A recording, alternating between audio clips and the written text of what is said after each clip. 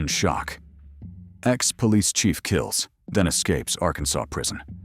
What if the very man sworn to uphold the law turned out to be the one running from it? In a chilling twist straight out of a thriller, a former police chief, once trusted with a badge and a gun, has vanished into the shadows. Grant Harden, convicted of taking a life and linked to an unspeakable crime from the past, managed to escape an Arkansas prison with nothing more than a disguise and insider knowledge. This wasn't a daring movie plot. It was real. It happened. And now, a man once called the Devil of the Ozarks is on the run. Again. Today we break down the lies, the escape plan, and the system that let it happen. The victims are terrified. The public wants answers, and law enforcement is racing against time. So how did he do it? And will they catch him before he strikes again? Let's get into it. Grant Harden was once a man of the law, a former police chief, respected in uniform, feared in interrogation rooms. But behind the badge was a monster. Convicted of murder, later exposed as the perpetrator of a chilling cold case sexual assault, Harden was supposed to spend the rest of his life behind bars.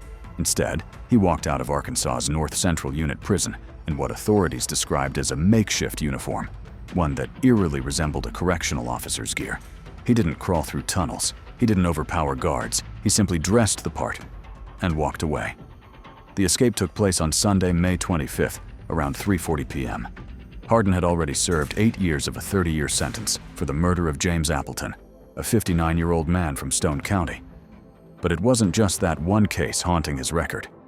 DNA evidence later linked Harden to a horrifying 1997 assault on an elementary school teacher, a cold case that had haunted Rogers, Arkansas for over 2 decades. When investigators finally tied the DNA sample back to Harden, it wasn't surprising that the community was outraged. But what truly shocked everyone was the revelation that the man responsible had once worn the uniform of a protector.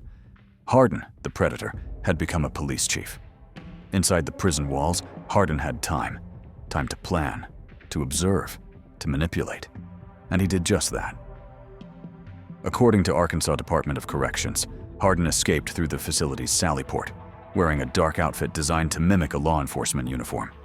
It wasn't officially issued gear, and yet it was close enough to fool staff, if even for a moment. All DOC-issued equipment, including ID cards, radios, and vests, were accounted for. So how did he do it? Authorities suspect that his previous experience in law enforcement gave him just enough insider knowledge to exploit weak points in the system. Some believe it couldn't have happened without inside help. After all, security procedures, while imperfect, are built to catch unauthorized movement. For a convicted murderer and rapist to simply walk out? It raised serious questions about prison protocol. Former Benton County prosecutor Nathan Smith didn't mince words. He called Harden a sociopath and warned the public about the grave danger he posed. At 6 feet tall and weighing over 250 pounds, Harden isn't exactly someone who could slip by unnoticed. Yet somehow, he did. The manhunt that followed was swift and intense. Arkansas State Police, local deputies, helicopters, drones, and tracking dogs were deployed across counties. Residents were warned, do not approach this man. Lock your doors. Stay alert. Meanwhile, victims of Harden's crimes were left shaken. Some had testified against him. They thought the chapter was closed. Now, it had reopened in the worst possible way. One of them was Cheryl Tillman, sister of murder victim James Appleton. For her, the news of the escape was more than just a headline. It was a nightmare come back to life. "You think the person who killed your brother is gone forever," she said. Then suddenly, he's not. That sense of safety, of justice, shattered in seconds. Prison consultants and experts weighed in.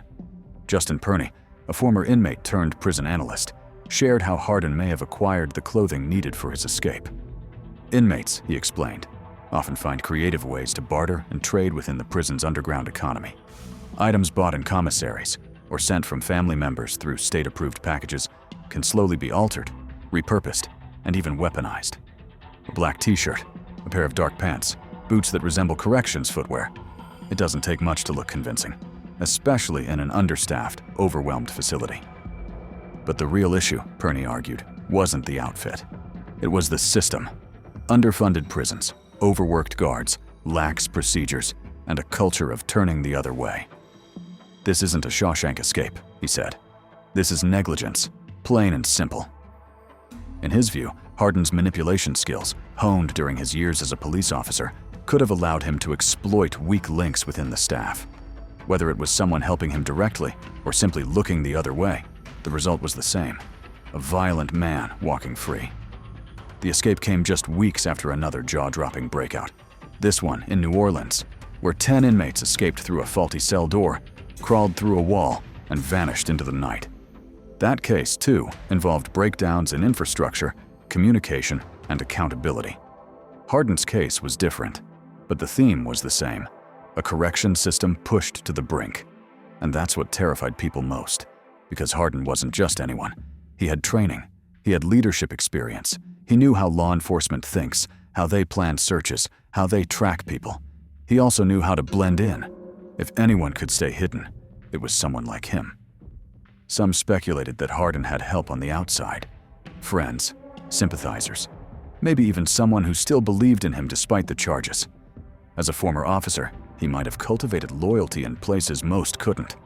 Others feared that he'd vanish for good, or worse, that desperation would drive him to commit another violent act. For the families involved, time was ticking too loudly. Every hour he remained at large was an hour where someone could be hurt. For the justice system, the clock was a reminder of failure, a system that couldn't keep its most dangerous offenders behind bars. It didn't help that prison authorities were tight-lipped, offering only minimal updates. "We're doing everything we can," they said. But the public wasn't convinced. News outlets demanded transparency. Community members demanded accountability. Who opened the sally port? Who cleared him to exit? Who ignored the warning signs? No clear answers were given. As the investigation deepened, more questions emerged. How long had Harden been preparing? Had he tested the system before? Were there dry runs? Was there a network helping him on the outside? Or was he surviving alone in the woods? Eventually, the public narrative began to shift. This wasn't just about a single escape. It was about something bigger. Systemic cracks that allowed killers and predators to find loopholes. And for many Americans, it was a wake-up call. Because if someone like Grant Harden could just walk away from a high-security prison, who else could? As the search for Grant Harden continues, so do the questions that haunt both victims and the public. How did a convicted killer and rapist, someone once trusted to uphold the law, manage to walk free from a secured prison? Was it negligence, manipulation, or something even darker? One thing is certain: the people he hurt now live in renewed fear, forced to relive their trauma as headlines flash his name once again. This isn't just a failure of protocol, it's a failure of justice. When the system can't keep society's most dangerous individuals contained, we all pay the price. If Harden could escape, who's next? And how long until the system finally takes accountability? Thanks for watching.